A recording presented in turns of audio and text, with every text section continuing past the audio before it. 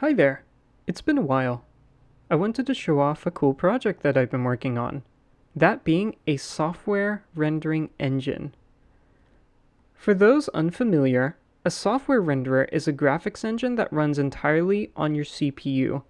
You know that super powerful graphics card that you have in your machine? Yeah, we're using none of that. It's kind of like Doom or Quake back in the day. So this engine is written entirely from scratch in the Odin programming language, and we have to do all of the algorithms and the math ourselves. To be specific, this is a tile-based rasterizer, meaning we divide our polygons up into smaller screen-sized bins and then rasterize those bins individually. From the get-go, the engine was designed to be as cache-friendly as possible. Now, the engine still has a ways to go. I'm looking at this waterfall right here. It does not have support for transparency. We're getting to that though. And also, it does not have perspective correct texture mapping. As you can see here, we get up close and it sort of warps.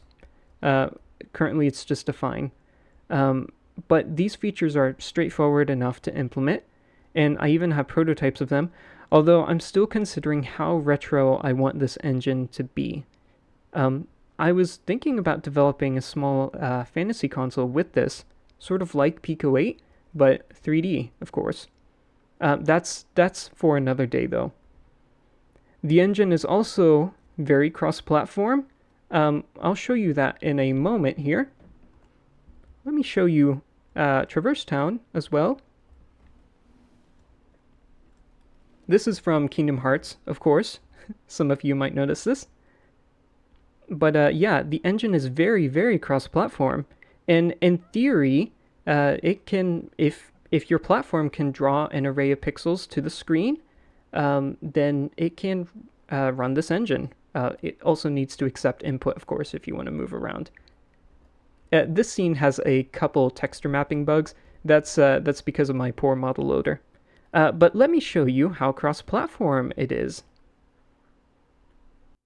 This is a Miyoo Mini. It's a retro game emulation device, but I'm using it for some software development.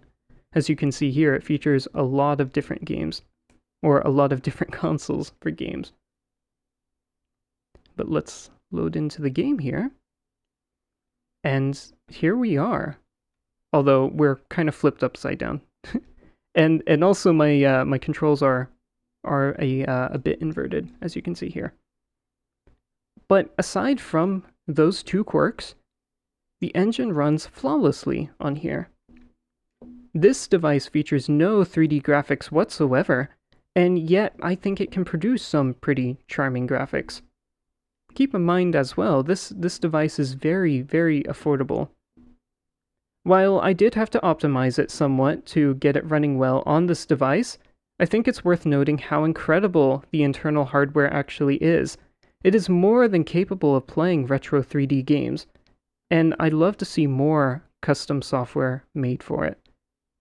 Made for this device and other constrained devices. That's about all I have to say here. I just found this whole project kind of nifty, and hopefully you do too.